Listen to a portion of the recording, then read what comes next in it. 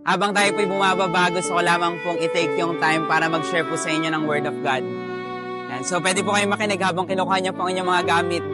Yan, ngayon, gusto ko lamang po i-take po yung oras na ito para ipaalala po sa ating lahat na yung buhay po natin sa mundong ito ay panandalian. Alam niyo po ang sabi po sa Santiago 4:14, sa katunayan, hindi ninyo alam kung ano ang mangyayari sa inyo bukas, sapagkat ang buhay ay parang hamog na lilitaw ng sandali at mawawala pagkatapos.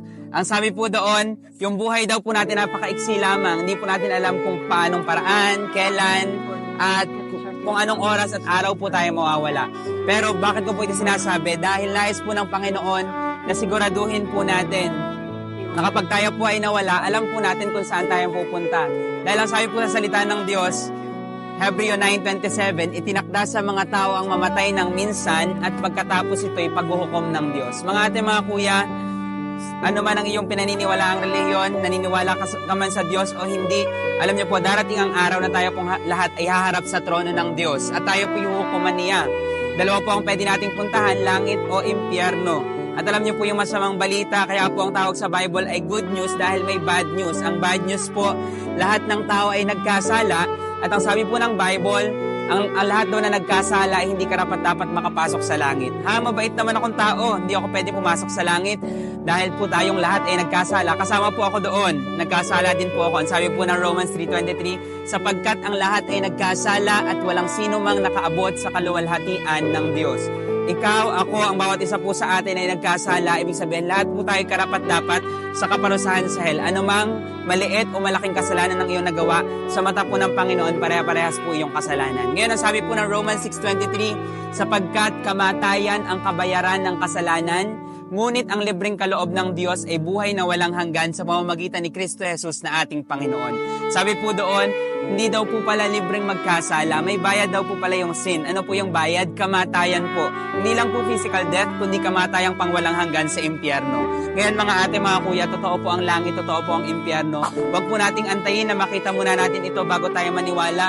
Ngayon po ang panahon na tayo po tumalima sa Diyos. Dahil alam niyo po, ang lahat po na nakulong sa lugar po ng kaparusahan sa impyerno, wala na po pag-asang makalabas. Ang impyerno po ay lugar na maraming entrance pero wala pong exit kahit isa.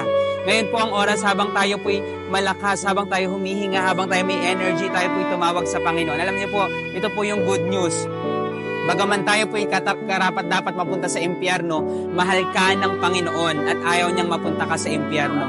Alam niyo po, sabi po sa John 3:16, sapagkat gayon na lamang ang pag-ibig ng Diyos sa sangkatauhan, kaya't ibinigay niya ang kanyang kaisa-isang anak upang ang sino mang sumampalataya sa kanya ay hindi mapahamak kundi magkaroon ng buhay na walang hanggan. Ang sabi po doon, ganun na daw tayo kamahal ni Lord, na ibinigay niya ang kanyang nag-iisang anak. Ang name po ng anak ng Diyos ay si Jesus. Ba't niya binigay si Jesus? Para po siyang mamatay, siya po ang parusahan, siya po ang ipako sa krus para hindi tayo maparusahan sa hell. Ang susi daw po, kung ikaw ay sasampalataya, ibig sabihin po, maniniwala ka at makikita sa iyong gawa. Ano po yung gawa na nais ng Panginoon? Tayo po ay magsisi, talikuran po natin ang ating mga kasalanan. Ang kasalanan po ay nagpapasaya sa atin, pero nais po ng Panginoon, bitawan natin ito sa kanyang paanan dahil dadalhin ito tayo sa kamatayang pangwalang hanggan. Ngayon, maaaring iniisip mo, imposible naman na matalikuran ng kasalanan kasi doon ako masaya akong gawin yon. Alam niyo po, imposible sa tao. Pero kung magdedesisyon ka, ang biyaya ng Diyos ay sa iyo para tuluyan kang makalaya sa kasalanan. Alam niyo po, hindi po relihiyon ang kaya magligtas sa tao mula sa impyerno. Hindi rin po kabutihan. Kung inisip mo, mabuti naman ako, kaya sigurado ako palangit ako. Alam niyo po ang sabi ng Bible? Efeso 2:8-9, sapagkat sa biyaya kayo'y naligtas sa pamamagitan ng pananampalataya at ito'y hindi sa pamamagitan ng inyong sarili. Ito'y kaloob ng Diyos, hindi sa pamamagitan ng mga gawa, upang ang sino man ay huwag magmalaki. Sabi po doon, it's by the grace of God kaya tayo maliligtas. Hindi po sa efforts natin, hindi po sa religion natin. Alam niyo po, pumunta si Jesus sa mundo hindi para magtayo ng religion.